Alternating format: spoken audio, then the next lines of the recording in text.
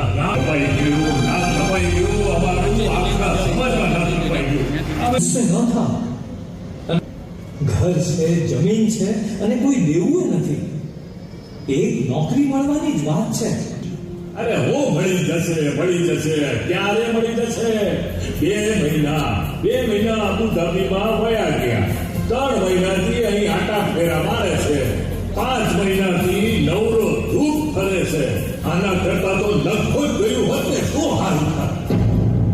સુખ આવે તો સુખ અને દુઃખ આવે તો દુઃખ ભોગવી લેવું. અરે પણ આવું કેવું હે? આટલી કસોટી? સોનું ઉકળે ત્યારે જ શુદ્ધ થાય દાદાજી. એમ સ્વામી બાપાને આ કસોટીની એરણ પર મૂકીને આપણને વધારે શુદ્ધ કરવા હશે. એમ સમજો. હવે આ ઉપર હું સમજવાનું